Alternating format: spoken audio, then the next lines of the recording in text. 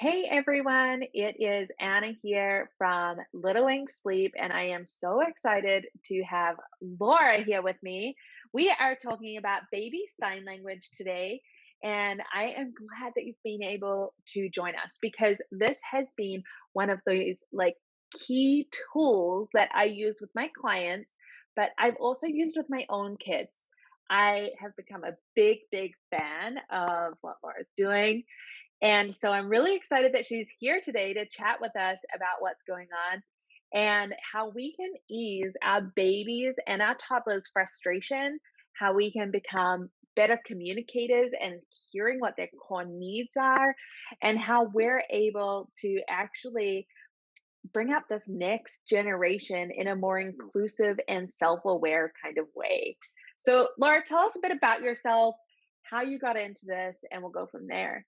Yes. No, thank you so much for having me. This is really exciting. Yes, my name is Laura, and I actually grew up learning sign language alongside my peers in elementary school.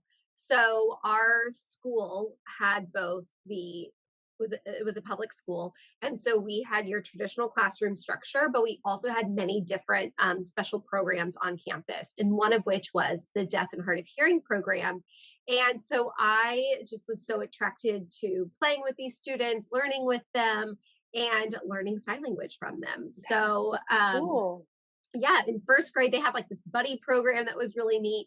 And the deaf student chose a hearing student to be their buddy. And so this little girl chose me, and we would go on monthly field trips together, like as a whole little like Oh, unit group. And that's where I really learned a lot about like interpreting and all of that, because you're out in the real world, and how do yeah. they, navigate all of those different places in the world. So it was really neat. And then I went off to college to get my undergrad, and that is where I got a bachelor's degree in deaf education, and I studied ASL, American Sign Language, fluently. Then got a master's, and I taught deaf students. I had 3 year olds through fourth grade, not all at once, but over my career, I did have multiple grade levels every year, but not that wide of a range.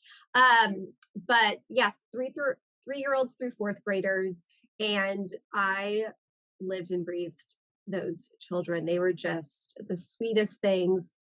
Treated them like my own. And now I have 2 kids, and I teach parents how to use sign language primarily with their hearing, babies and toddlers. So, That gives me chills everywhere because you literally would have been changing those kids' lives, like being able to communicate, being able to learn, and just like normalizing that communication rather than every time I have something to say or something to offer, it's frustrating.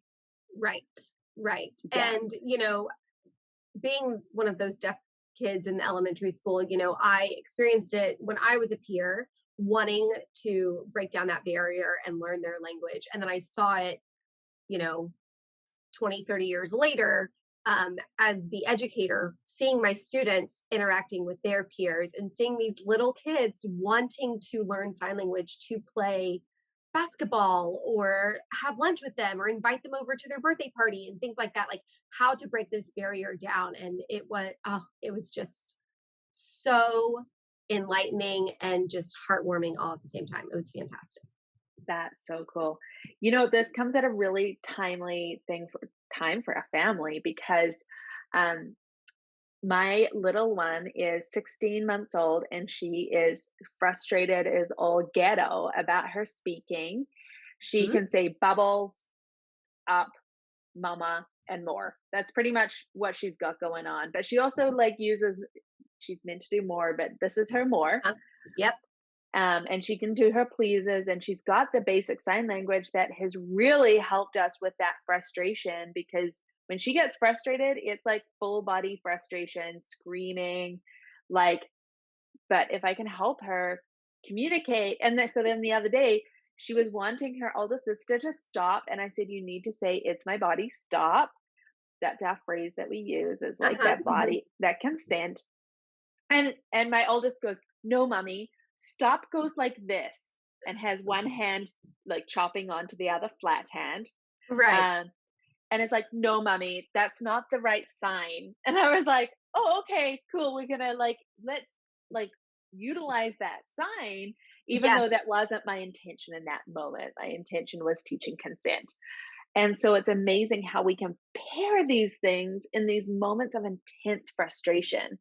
And then to Yes. have my 16-month-old use her stop sign then just to say stop, and my 4-year-old knows that that's what it means. Exactly. And it's helping with that frustration, with that consent need, with the communication need. It's getting the older child in on it to help break those barriers down for her younger sibling. You know what I mean? It can be so powerful in so many homes Yeah. that have deaf family members and also that don't have deaf family members. So Totally. We have a number of friends at our daycare who are hard of hearing, and it makes a huge difference, right? totally. Yes. Yeah.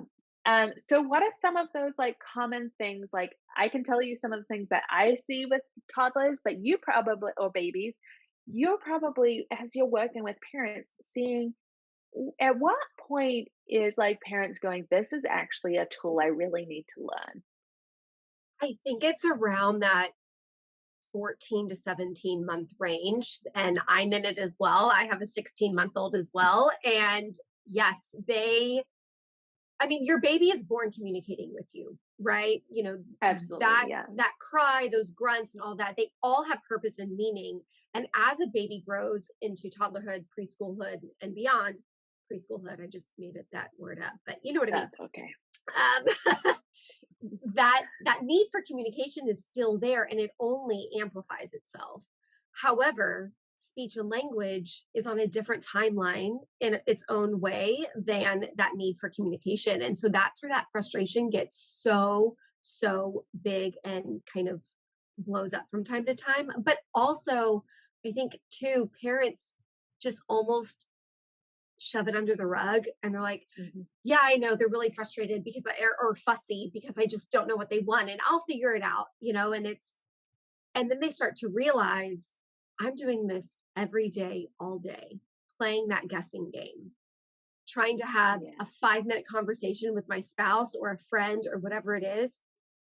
But the little toddler or the baby or whoever it is in the background trying to get your attention. And if you could, in 15 seconds, figure it out what they need and meet meet that need, or get them in a way that you can't meet that need right now but you'll get to it as soon as you You can. can have that need heard, Yes, acknowledged, exactly. because if that's you if often you could do yeah. that in like those 30 seconds rather than the entire length of your conversation and then 15 minutes on after that, I mean, it's a game changer.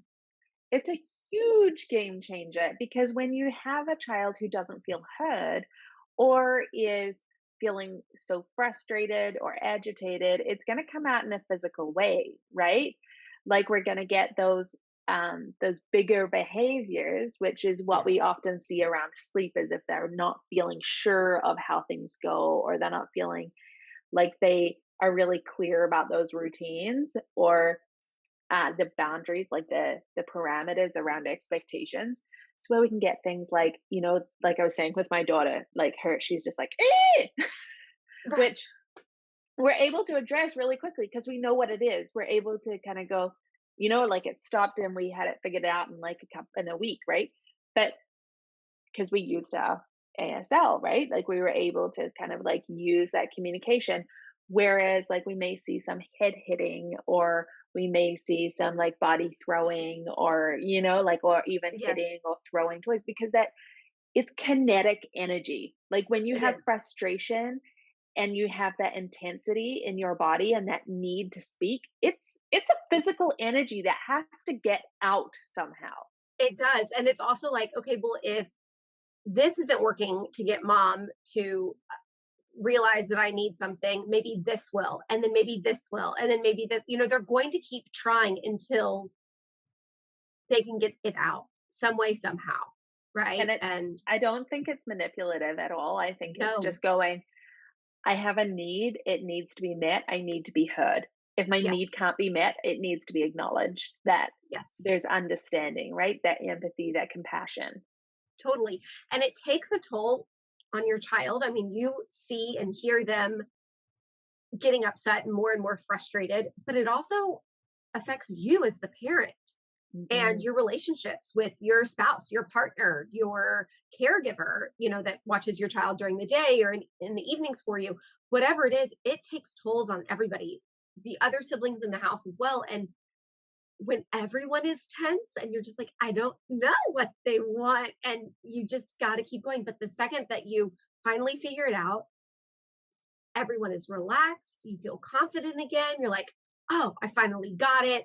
And it keeps you moving for the next time. And so this is like where that preemptive piece on the communication, because Right. kids can communicate with their hands and their bodies before they can with their words. So Correct. they're more fluent in ASL before they are in like spoken English. It's so neat to see how that development, the all the different areas of development go hand in hand. And not only are they, just more further along in their motor development, but also the brain is wired that way. So, Interesting. of the two hemispheres of the brain, you have the right hemisphere and the left hemisphere. I The love left is geeking where out. Keep going. I want to geek, okay? So the Okay, go. left hemisphere is where all the language and the logic is, okay? Well, if you look at a baby and a toddler, there isn't much logic and there isn't much language. But if you look at the right hemisphere, that is where emotions, Mm. impulsiveness, and nonverbal communication take place. Wow. Oh, wow. Okay. Did I just blow your Yeah. mind or what? Yeah, it did. So, Yeah. I'm like so excited. This is like I love like science and like knowing why behind things. Like where and I here it is. And so when you look at it, if you were to like look at their brain and do a brain study, toddlers, babies, preschoolers, they are all right brain dominant. There is literally Mhm. an imbalance in their brain and development. Okay. Yeah. And you talk about like, oh, this child is immature, or that was an immature decision, or whatever. It's honestly, the brain is right side dominant. And so only as they get older into puberty, teenage years, and all of that, do those two hemispheres start leveling out. So instead of just honing in on language and logic all the time, why not use this right side of the brain to our advantage and meet Yeah. them with their emotions, meet them when they're impulsive with that nonverbal communication, which is also Yes. language. So you're massaging both sides of the brain. You're giving them that nonverbal communication while amplifying their language in the left side while you're at it. Mind blowing. Every parent needs to do this. Let's talk about how we can apply this because like for us, and I keep using us as an example because it's like that you're just bringing so many circumstances to mind for me. But like starting solids was honestly the moment for me where I was like, I have to have some way of communicating. Right. Is And that I when think you a would lot of start? parents, honestly, you can start earlier than that. It's also not a Okay. bad thing if you're starting later than that. There's no perfect time to start. So it's never too early, it's never too late. And I think that's where a lot of parents kind of freak out about because you're always running late in your whole life. Once you have a baby, it's like, I'm a I late never person ran now. late before I had a baby. Right. And even if you did run late before you had kids, now you're even later. So that's just how it works, right? However, with sign language, you're never going to be too late. And so just take that with a like deep breath in and breath out because it's not too late no matter how old your baby is. A lot of parents though like to do it around the 6 month mark because yeah, they're starting solids, they're super excited. They're like this is going to be like our daily activity and your baby's more alert, more awake to where they can start seeing more quickly those responses to signs, Well, which and intrinsically for the parents is benefiting, right? yeah, and at 6 months is when we're starting to get sequences, right? And Right, repetition. right. So, like, we're getting that is really solidifying in there. And so those sequences, those routines of using signs is going to be more effective. Like it Yes. is something that baby is able to get. Correct. Now, if you want to start earlier than that, absolutely go for it. I mean, I started signing with both of my children the day they were born, right? So, um, because they can respond and recognize sign earlier than 6 months. So it's totally possible. Um, but sometimes there's just bigger fish to fry when you have a Yeah. little one. Like with my daughter, we were struggling with weight gain at the beginning. That's where my eggs went, right? Some people need to get sleep. And so that's where all of their eggs are going. Um, with my son, we had some medical issues going on, right? So wherever you are in your childhood journey, that's where Mhm. you should start. Whenever you as a parent are ready. And then starting with a couple of things Yes. that it's not like I would just encourage parents, don't like fixate on it where you're like trying to do it all at once, like everything. Like Right. So I think it, is one that what myth you would recommend? I do, but also to bring awareness, there's this myth that if you sign too much with your child, it'll overwhelm them. And that's not true. No, I'm The, talking about overwhelming me. exactly. The person that gets overwhelmed is the parent trying to learn this new language, because our brain is Because already otherwise you mature. just give up. Like you're Right. like, Our brain is already mature. So learning a new language is hard and it takes a lot of effort. And here you are trying to raise a child at the same time. It takes a lot of effort. So instead, yeah, pick, I would say 3 to 5 biggest things that you wish your child could tell you and communicate more effectively and start there. And even if that's only using 2 signs, if that's, although, telling you 3 to 5 things every day with 2 signs, that is where you need to focus, right? So and you're point of not getting most overwhelmed, frustration. right? You're not getting overwhelmed thinking, I need to now know 5,000 words, but you're getting those frustrations decreasing over time. They're decreasing over time. You feel more confident. You're like, oh, okay, now I can learn a few more. Okay, here we go, Yes, right? And then that's you're exactly it. you're moving and grooving, and before you know it, you're gonna have to keep up with your kiddo because by the time they hit like the 15 to 18-month range, they're going to pick up signs super fast. Oh, so quickly. Like I was saying, my four-year-old showed her how to say stop, and like she just did it straight away. Like, Mhm. bam. Okay, Yep. cool. This is what I do. Yep. And Yep. it sticks, right? And then everyone is motivated again and confident, like, okay, look, that just reduced all of these areas. What if we did this sign now to do all these other ones? I mean, and then you're all just moving and grooving. And to see your child be so confident and proud and like so sure, like, look at what I was just able to communicate with you Mm. guys. Like that then keeps parents going too, because everything we do for our kids. Well, and it empowers the child. So, like, if Very much.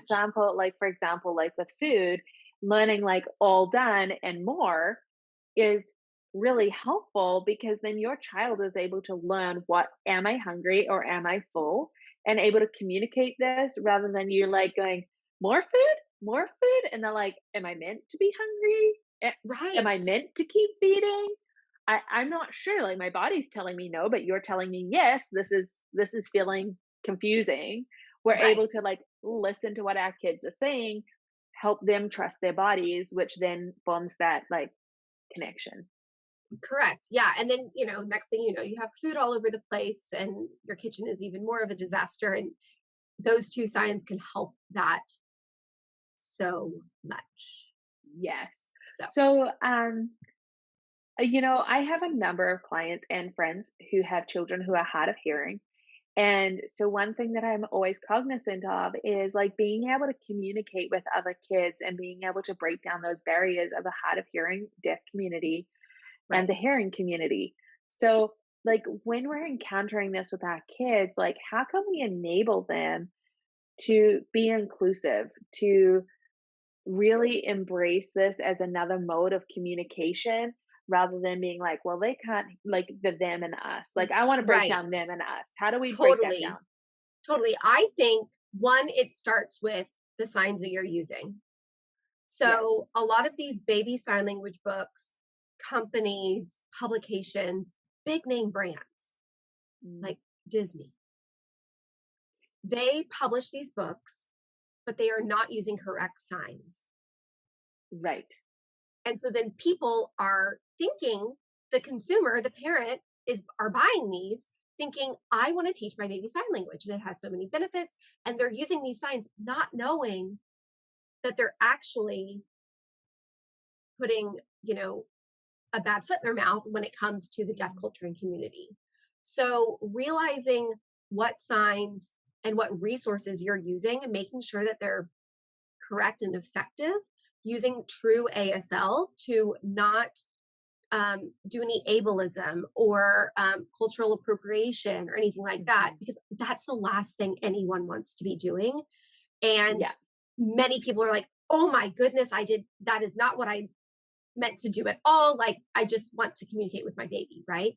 So, the first step, if you're using the correct signs, and then you are at the playground or on a play date or whatever, and there are deaf and hard of hearing people there, you're probably already using some sign language with your baby while you're playing and doing those routines and encouraging that communication.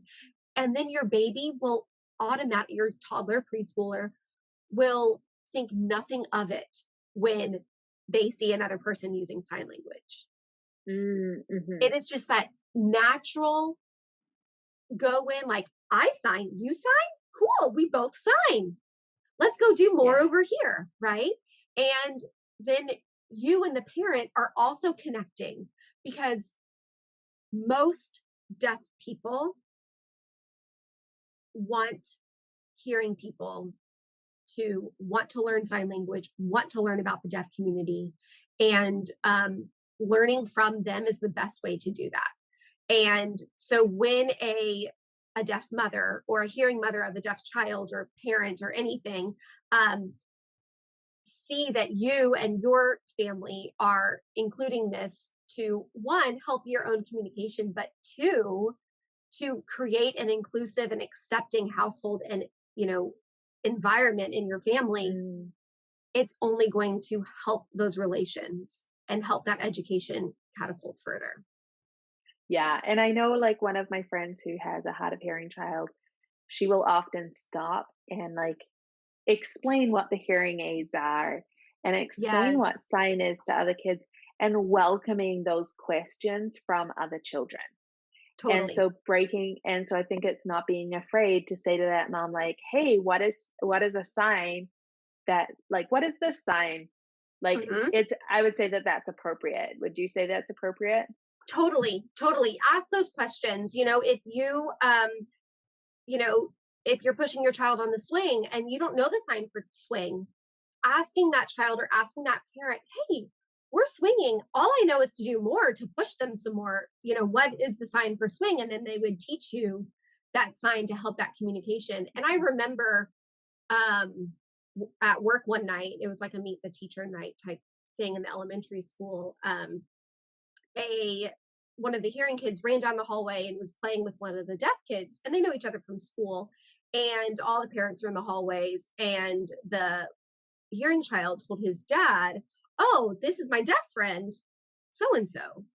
And the dad got onto him so hard, like, you don't say that. And all of these things, this is just your friend and you don't need to label him with that. And, um, I was this child's teacher. And so that's when we just took that opportunity to say, in fact, actually, yes, using the term deaf is not negative.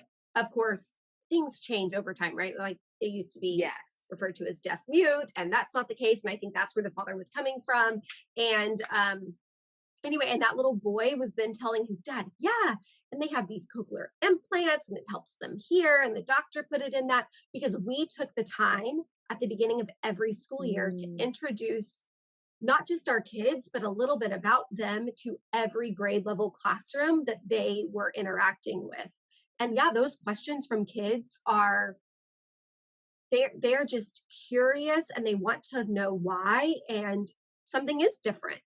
And there's yeah. nothing wrong with that. You're right. It is different. This does help them here. And to take that opportunity with you as the parent and with the other parent as well to bridge those bonds together, bridge that gap together is a great thing. And they will be very, very, very you know, willing to share and happy to have those, forms of communication open. That's awesome. I just like love learning from you. Like you're so full of like just so full of knowledge. So if people are like, okay, yes, this is something I need to do, where can they find you? Because you've got some amazing resources. Like I say, I creep you. So where can they find you? It's okay. I creep you too.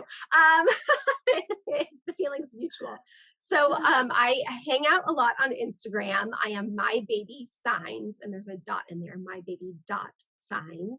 And then I'm also on. I have a website, laurapayneco.com, where I also have different resources and availability, as well as blogs. You can find me on Pinterest as well. I'm in all sorts of different places. So, but yes, please Yeah. come hang out. I've got a fun community. I try to keep it real and true as well. So, Awesome. We will make sure that we put her website and her Instagram in the notes as well of this episode. So you can find her there. And thank you guys so much for joining us. I would encourage you, like Laura was saying, let's start with one or two. Let's not overwhelm ourselves and give up because this is really important for you and your child, but also for the whole hard of hearing and deaf community to be definitely. included. Yes. And Yeah. I have, if you're looking to start with just a few, I've got an amazing resource of 10 perfect ones for you to kind of pick and choose from to start Yeah. out. So I'll send you the link for that as well. And that way everyone can just dive right on in.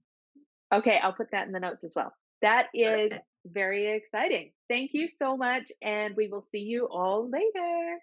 Bye, guys. Happy signing. Hey there, Mama. Are you feeling exhausted, frustrated, and just a little defeated? I hear you, and I've been there, and thankfully, I can help. Let's teach your baby to sleep. I'm talking 10 to 12 hours of sleep each night. Little Wink's Sleep Sleep Baby program uses a science-based, gentle, parent-present approach that fosters healthy attachment while teaching independent sleep skills.